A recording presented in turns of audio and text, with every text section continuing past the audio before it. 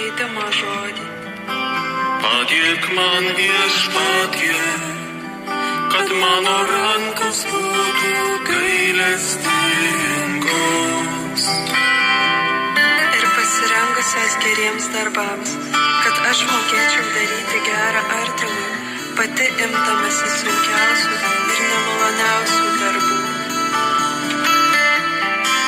Padėk man viešpatie, kad mano kojos būtų gailestingos,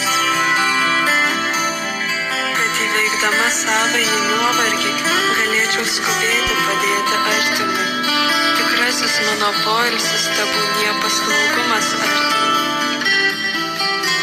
Padėk man viešpatie, mano širdis, kad būtų gailestinga, kad būčiau jautri visoms artimo kančioms, niekam neužversiu savo širdies, nuoširdžiai bendrausiu net su tais, kuriuos žinau piknaudžiaus ant mano gerumo, nuslopinsiu savo skausmą ir užsidarysiu gailestingiausioje